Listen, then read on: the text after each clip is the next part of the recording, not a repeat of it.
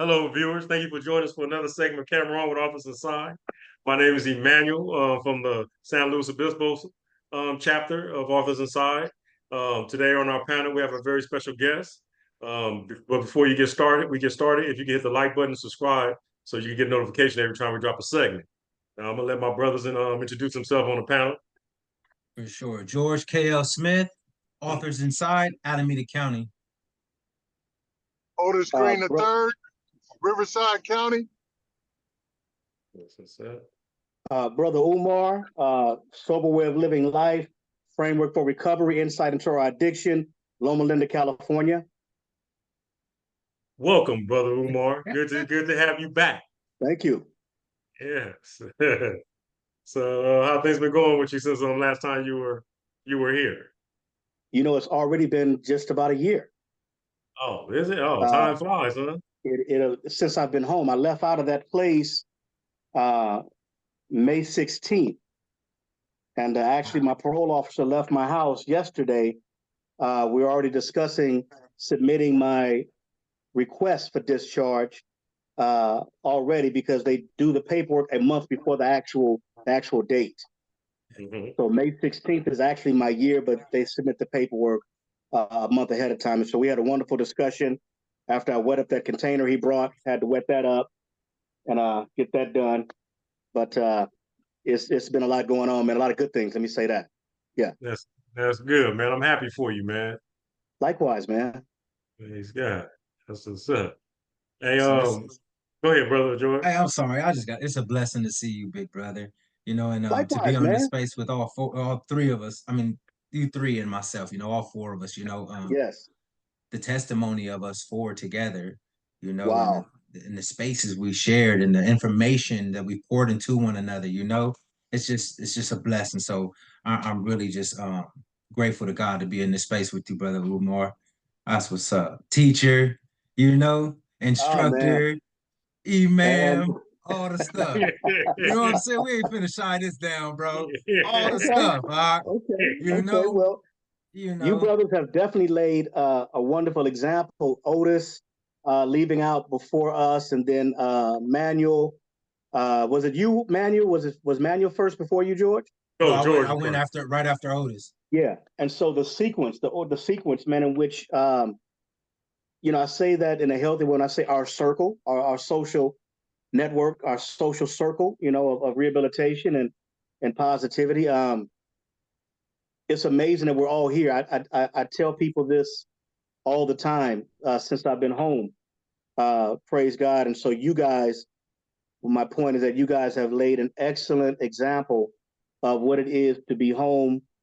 We've all done a substantial amount of time in those places, and to be home and be sane, healthy, with all our, faults included, still proactive, giving to society, on the job, and as well as on the job. So I'm just following that, brother, along with scripture. Yeah. Sure. Yeah.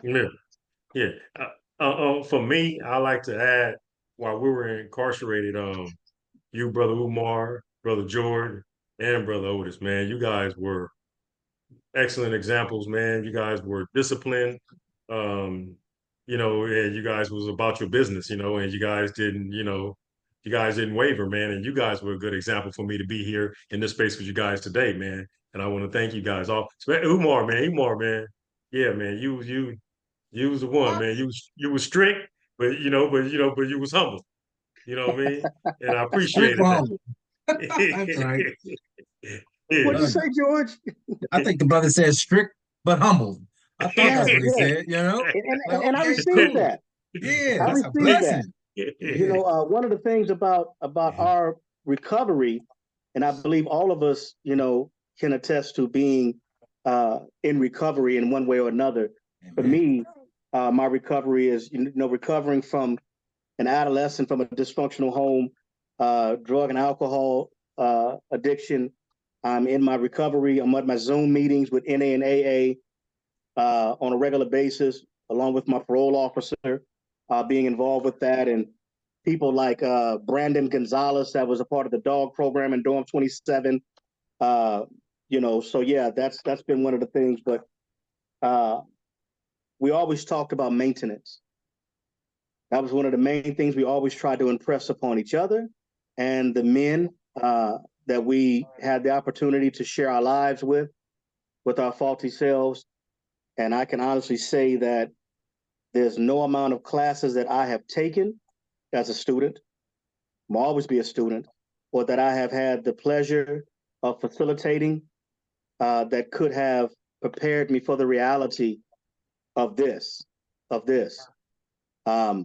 It's just something that you have to really sit down, breathe, pull your tool shed out, get involved with yourself, and you have to really call yourself on stuff because no one's going to really understand how you feel if they haven't been through our situation. They're just not. They Hey, mean well. hey, Yeah. that's a good point you brought up, right? I like how you capped off the fact that we basically poured what we could consider maintenance into each other, right? Yes. And George, when he talked a second ago, gave you a lot of props for different roles and achievements you've had in your life, and you have in your life now, right? And so that makes me bring up this question, right? Who and where did people start pouring into you from the onset, right? That start believing in you before you believed in yourself, so to speak. Wow. I kind of like read the bio a little bit before I logged on, and Yeah. I remember being in West Valley County Jail to answer that question, dear brother, in 1998, and it had never experienced Islamic services. I was blessed to be the first person to ever hold Juma in San Bernardino, Rancho Cucamonga, West Valley County Jail. Amen. And in doing so, a young gang member, young Crip brother, was moved into the cell with me. And I had the pleasure of teaching him about Islam, submission to God. And in return, he called himself being kind and showing his gratitude. And he put me on the phone with his niece, who became my wife of 25 years now. And when they sentenced me to 31 years to life in Fontana Court, we were just friends. And she came to visit me, and I told her, I said, now is the time to go. I said, it's been nice. It's been good. 15-minute visits behind the glass. They just gave me life, sister. I don't think I'm someone you should start catching feelings for. I'm going to be here. This is my situation. And she just looked at me and told me that someone else would have to do those 31 years. God is not going to let you do all of that time. And I just never forgot that. And so the first person outside of a direct family member to ever pour into me on the onset of this journey was my wife. Now from there, the list goes on. But as far as the question you asked me, dear brother, the very first person was my wife then and now. Yeah. That's what's up. That's right, man. Hey, that's good stuff, brother. Because the same way that we have to look at the origin of our dysfunction, it's also proper to look at the origin of our change, our true change. And and give props. So man, I appreciate you acknowledging her in that fashion, brother. Thank you. Absolutely. Yes. Yeah. Manuel? You want me to answer the question for me? The first person Yeah. who poured into me from the onset of my dysfunction was my best friend Corey. Yeah. This was in 1994 when I was in the county jail. And sometimes you never know small things you do for an individual will pay off later on down in the run. Well, when we was in high school, he had gotten a car accident and he wrecked the family's car, and they didn't have no transportation. And I had a little Volkswagen Rabbit that only goes like 40 miles an hour in high school, right? So but I'm hanging. I like hanging around with Corey, so I just go to his house. I go to his house. In an accident, he burnt his leg, third degree burns in his leg, so he had to go to the therapy and clinics to clean it out on a regular basis. So I used to go pick up him and his mom, take him to the clinic to get his legs washed, and take his mom to work. And Wow. and when his mom passed of cancer, uh, Mama Adrian, she told Corey, Emmanuel, now that's a good friend. That's a brother. And I didn't know this. They had this conversation. So fast forward to me get into my being incarcerated and all said, and he just shared that with me, man. He said, "I'm not going nowhere, man. I know you. I know you, man, and I know you can pull out of this." So I'm never going to forget that. But and from there, there's been many on, like the brother Umar said, but the very first person who showed that they believed in me was my court. Beautiful story, brother. Thank you, brother. That's what's Brother up, George? man. I'm super struggling to answer it, sitting here processing it, but I gotta give two people kind of credit, like a dual credit, right? Okay. My mama, man, Uh, right? Like my mom, when I was in that space, y'all know I went at 17 years old, so I was still a boy, still living at home with mama and all of that, right? But my mother was submerged in her dysfunction. But as a result or a contributing factor to my mother's sobriety was my incarceration. Mind you, my mom had been sober almost 29 years now, right? And it started with my incarceration. And my mother's a drug and alcohol counselor like us as well, so she's in the space of that and recovery. And my mom, man, she would just pour so much goodness into me. Early on, I thought, my mother had abandoned me in that space. She had left me in that space, but my mama was getting her stuff together, her life together, my other little brothers out there and things like that, right? But my mama would always call me this word I'll never forget, my little professor. My little mm, professor. George, you my little professor. You got it. No matter where you at, I'm proud of you, baby. You can create, dot, dot, dot, dot. Your sense of wonderment is intact. You are my professor. And I didn't really, those words didn't resonate. You know what I mean? Until the Lord got a hold of me and I said that day when the brother was back there dying, right? My yes. mama was pouring into me. And then when I came to my senses, um, she poured overtime. She kept pouring them same letters, them same words. My professor, all those things really nurtured my spirit, really allowed me to grow in that space. And I went from a place of um sense of abandonment to a sense of joy and I'm at where I'm at today because of my mother. She contributed gravely to my recovery, to my life, and I have to say, and I'm so sorry, man, the second part is that my little brother, y'all, some of you have met my little brother or at least know of my little brother. He's still there. Right. And my little brother, my celly, all these things, man, and my little brother always knew that just wasn't George, you know? And he would always minister to my spirit, bro. You better than that. Shooting dice on the handball wall, smoking weed and drinking, going to bro. We better than this. You better than this, George. Um, when I lost the ability to move my hand back there and add seg, man, it was my little brother nursing me to help. Here, play with this handball, bro. We need this hand to work, right? There's a lot going on, whatever, right? So it was always those two, man. So my mama and my little brother, man, baby, Tony, love him to death. So thank you for that question. Wonderful. Wonderful. Good stuff. Good stuff. Definitely. I appreciate that question, man. Make a brother Yeah. really reflect. Otis, what's up with you, man? Where you at? Yeah, he took a leave. Hey, Joe, yeah, that was some good stuff, man. Moms and bro, man. That was real deep, Yeah, man. for sure. Yeah, And definitely. brother, there's a lot of people who've poured But into us. it's Go what's ahead, that? Otis. No, There you you go go. ahead, brother. I'm gonna say, man, for me, it's my mother as well, right? Because as I mentioned in the workbook, right? I broke her heart many times, but she never gave up on me, right? My mother is a believer in people, man, and it took me a long time to believe in that, right? Because when I had practically given up on myself, I could still feel and see the love that was given to me um, from her practically all my life, man. I reached a point during my incarceration to where I was really ready to just cut the whole world off, right? because communication in prison is basically, you get on the telephone and you go to a visit. So as long as I don't get on the phone, I don't have to talk to nobody in the world. Somebody come and visit me, deny a visit, right?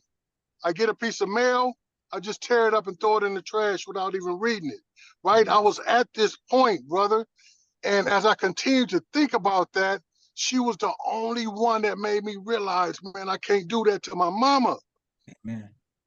You feel me? Yeah. I can't do that to her, man. And that made me to just hold on and not just get extremely comfortable in that environment and believe that, man, this is just where I belong, right? I'm here, I'm going to die here, and that's going to be the end of that, right? So it was that continuous pouring, man, into me that was consistent, that was constant, that was genuine, that I knew could always be there, right? That was a major anchor in my life. But like, Brother Umar said, we have that anchor, but then, there was other individuals that came along the way. You know what I mean? Absolutely. And yeah, man, and that's a beautiful thing. And the reason why I believe this question was posed, because I think people need to know, man, that there's others that are in the free world that contribute to our change, to our rehabilitation, right?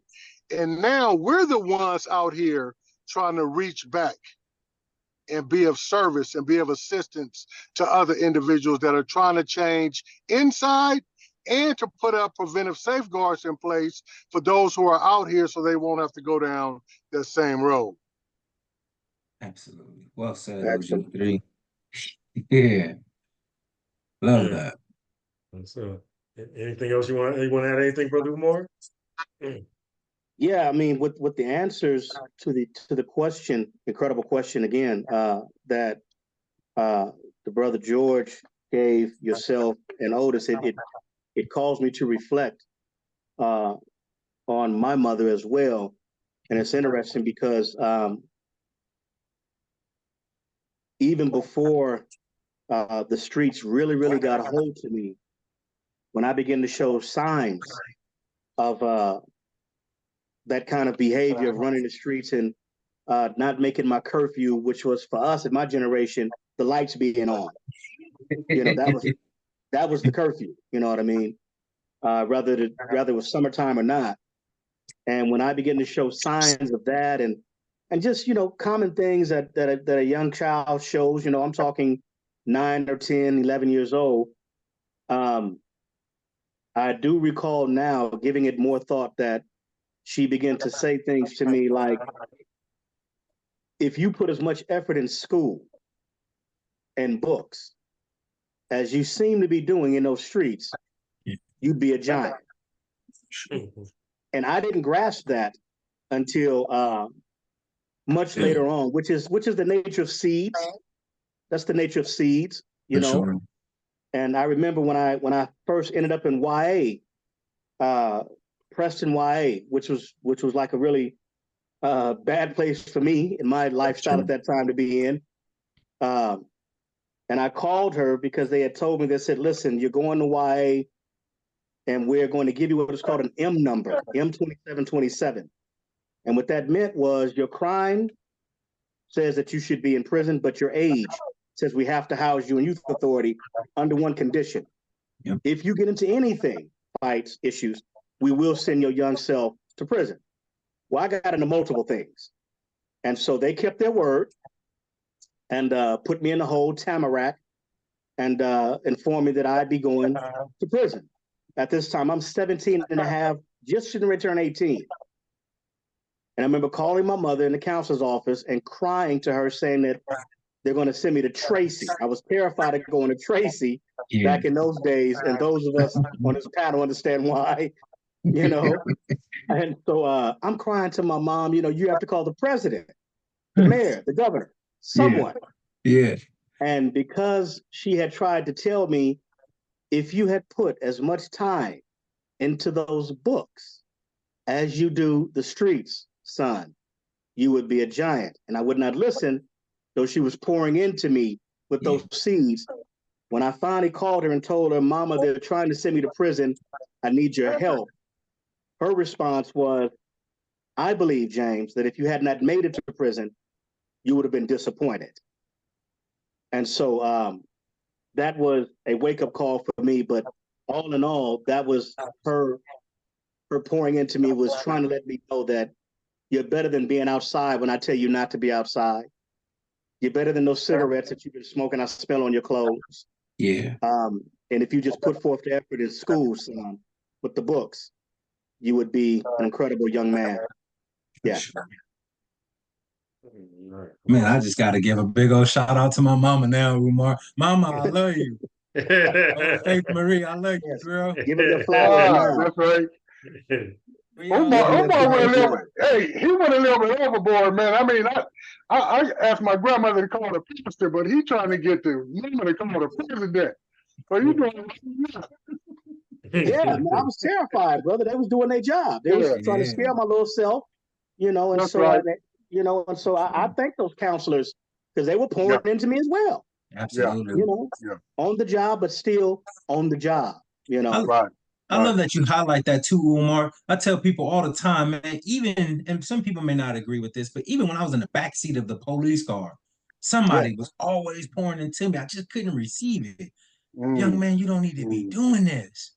What if you had just go, look, man, let's put you on the right path this way, but I just couldn't hear it, man. I couldn't receive it, So all these different spaces that I was encountering as a young person before prison at 17 years old, man, people have been pouring into me. When I got into the institution, there were people pouring into me, right? Not just the negative, but there were people, Christians, Muslims. The first space that I had ever been into as it relates to religion in prison was Juma, right? That was to go hang out, and you're gonna hear something when you go to Juma, right? Yes, sir. But and that's I was saying too, and I'm sorry to digress, Umar. I really want to highlight that about you, man. I love the fact that as a Muslim brother, the three of us are Christians and you're a Muslim brother, and we have always been able to mesh and respect one another and give respect to one another's religious beliefs and you quote the Bible so well. And bro, I really appreciate that about you, Umar. And I know the brothers feel the same way when it comes to that. I'm sorry to digress. Most definitely. Hey, what brings to mind, and we broke bread. He know how to make some Hey, he know how to break bread. We used to break bread and make some seafood burritos, man. And I was like, man. Wait a minute. I was waiting to hear that. I was waiting to hear that because I want to know when it's going down. I was just in Moreno Valley today, actually getting some X-rays, and I was in your neck of the woods today, my brother. Okay, all right. But as we talk about what George was mentioning, what we're all mentioning, still relating to the pouring in. My father, retired Muslim chaplain from Soledad, Imam Tariq Ansar Akil, retired, resource manager there, now living his life in Alabama, still on the job, as we say. And as it relates to what George is speaking to in our fluid relationship, in spite of, and that's a healthy, in spite of our belief system, which is really not far apart. My father teaching me the science of de-religiousizing dialectical theology, and I've lived with that, and I've enhanced it in my growing, in my understanding of it, and it's basically watching him do a lot of interfaith work, and of course I was curious as to how do you do that? Why do you do that? And his response is my response today. We're in the people business. We're in the people with our faulty selves, we're in the people business, and because of our scars, we can relate to those who still have them more than others. And you don't cry in Arabic, you don't hurt in French, you don't laugh in Jewish. It's a human thing, this thing that we're all struggling with in our prospective conditions. And so meeting men like George, Otis, and Manuel Gacy. I remember when I first met George in Chuckawalla, he came in and I said to him very briefly, he didn't stay long, and someone had just left. I think it was Brian Stokes, one of our good brothers, Brian Stokes. He had just left. And I was just excited about the work, period. Ministry is what I call it. That's what it is for me. Yes, sir. And I remember saying to George, "You're right on time. The brother who was holding Bible study has just left. I believe that you should start picking that up." Amen. Didn't know this brother from anywhere, but it's on him as well as in him, Praise you know. God. And so, yes, sir, brother. Yeah. Hey, I love that. And I also want to highlight something else too, man. Do you know the impact we've had on one another and other people? We have all created something that is just has lasting change for others, right? Yeah. Denial management, right? Mr. Gazy has his own book. Mr. Grady, brother Umar has his own program, his own stuff. Otis and I, right? Like we've created and allowed other people a platform to create as well. You remember how many programs popped up when we was doing our thing? People start Yeah. creating all kinds of stuff because Yes, we're sir. pouring into people what Yes, God has sir. poured into us. We were pouring it, we Right. were overflowing. And then Yes, look sir. at that place now, man. The place is shut down peacefully, Right. right? I always Yeah. go back to the Grow program for a reason, man. Oh, People wow, man. I Impactful. remember, Yeah, super impactful, right? Never yeah. been done in history what we done That was there, that was like a movement. right? Brother. Yeah. To take against all naysayers, man, and get this thing done collectively for people's mothers, for people's fathers, grandparents, uncles, nieces, nephews, all this stuff, right? But one thing that tripped me out in that process, man, is that, man, yeah,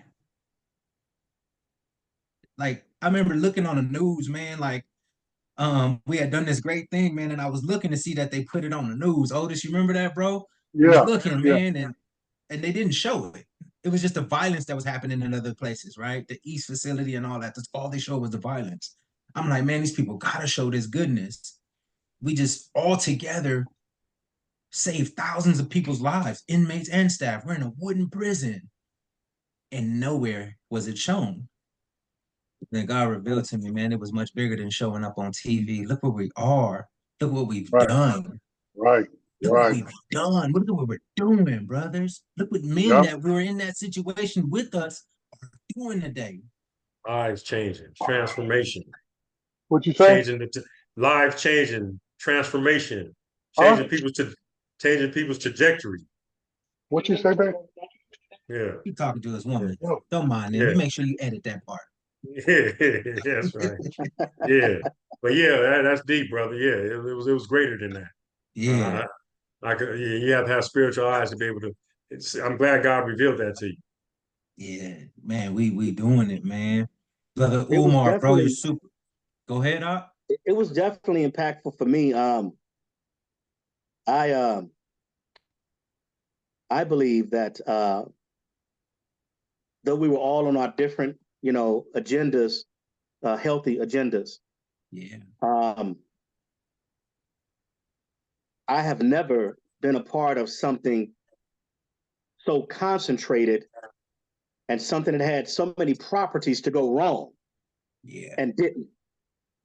Every property that I could think of regarding the race issue, uh, belief systems, uh, me working with you brothers and escorting men into the dorm 24.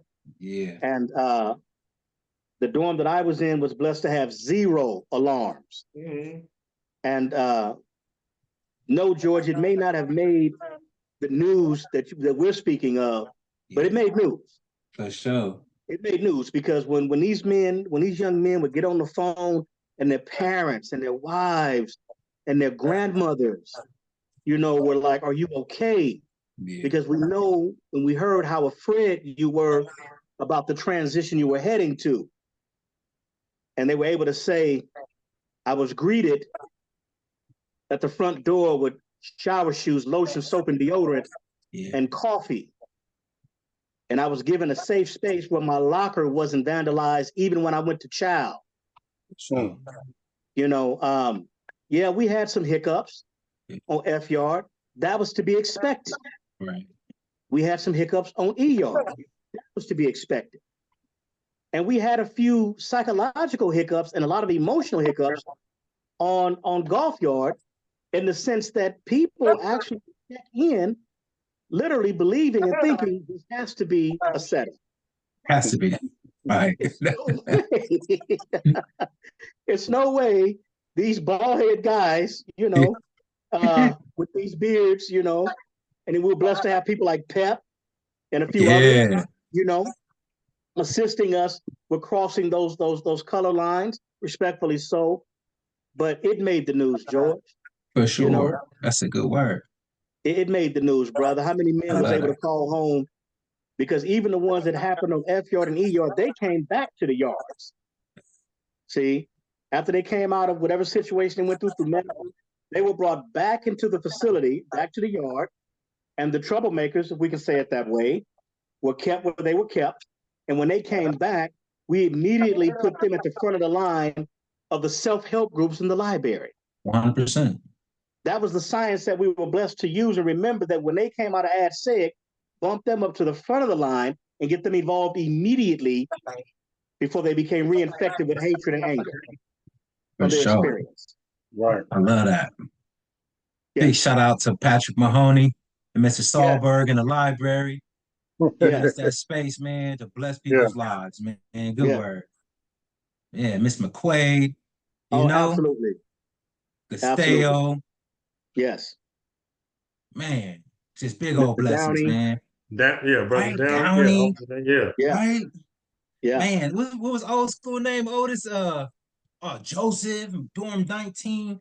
Like people came through, man. Yeah.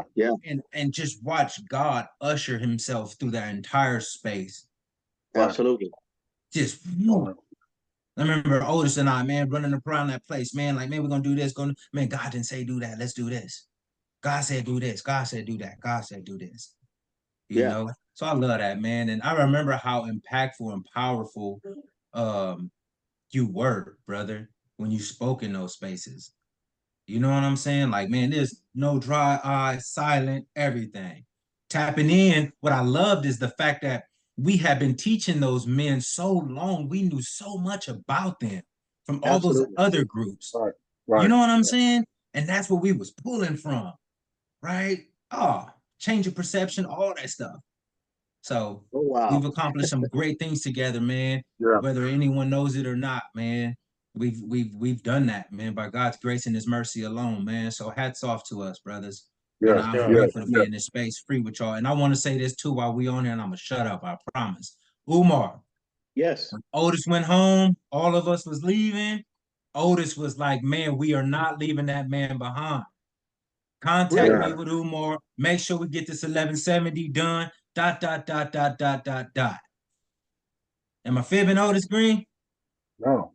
And actually, you know that too, Mr. Grady. And I received that, man. Amen. I received that. And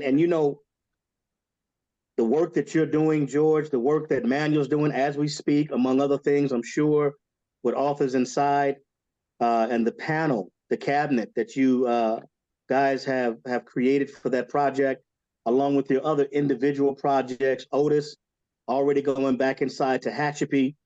I have to wait about 6 months until I'm off of paper before I can actually get involved in that way. But God is so good. In my waiting, in my hallway of waiting, I have been blessed to, I just had a radio broadcast that I was on called AM 360. It's an Islamic radio station that's well renowned out here in California and actually all over the world. And I had the opportunity through Sister Khalida Akbar, who was the host, to share sober way of living life. Swole. We had people calling in asking about addiction as it relates to religious people, God-fearing people still suffering from this disease of addiction. After that, God opened the door for me to be invited to the Corona Masjid with an organization called Link Outside. That was actually a part of their writings program, and they're advocates for prisoners, for people incarcerated. And so when I went there, I had no idea that I would encounter men who had done 30-something years, and so I'm the new guy. And they said, well, I've done 30 years, but I've been home 5. This brother's done 10 years, but he's been home 7. You've been home 9 months. Who better can speak to the situation, you know? And so I ended up being on a panel there about 2 weeks ago. On the 24th of this month, God willing, while in the month of Ramadan, I've been invited to what is called Humanitarian Day, which is downtown Los Angeles with the permission of my parole officer on Gladys Street between 6th and 7th Avenue. And we pass out, it's a high toxic area, man. We pass out jackets, food, hygiene. We pass out hugs, positive words, words of affirmation. We pass out hope. We pass out prayer, free of charge. We pass out love on Humanitarian Day. And so I'm taking these steps and just, where God opens the door at, man, I'm walking through it, fellas, George, Otis, Manuel, and I'm learning the etiquette out here of being invited places to be a guest speaker and the proper etiquette, because now we're dealing with women and children, you know? And so this has been, I can't say it, that's been a wonderful experience for me, man. So that's the work that I'm doing right now, along with online mentoring. Amen. Yes, sir. Good stuff. Good stuff. Yeah, good stuff, bro. Appreciate you. All right.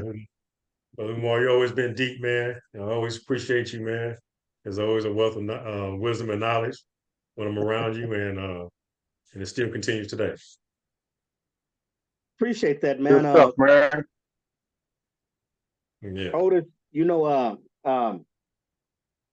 one of the things that I've seen a lot of, you know, I've seen Kobe and Shaq and, you know, a few other teams, you know, people that paired up really well in different fields. But I have to say, Manuel, yourself, and George, excellent triune, brother. Excellent work, man. I take a lot from you brothers, man. Trust me, I do. We may not speak every day, but I'm online and I'm paying attention, man. And I appreciate the example, brother. Yes, sir. Man. Yes, sir. And likewise, Thank you, bro. likewise. Appreciate you, man. Can I be Kobe in that scenario though? Absolutely. Greatest of all time, right? Yes, sir. That's right. Yes, sir. That's right, man. Appreciate That's you, what's man. up. Anything else before we go? That's it, man. Do what you got to do for it. That's Okay, what's up. man. Appreciate you. And Brother Umar, you know, you're always welcome here on Cameron. So anytime you want to come on, just come on. Thank you so much for having me again. Once again, fellas, you guys are like family. Love you, brothers, man. I love you too, bro. Love you Okay. too, bro. All right. George. Camera off.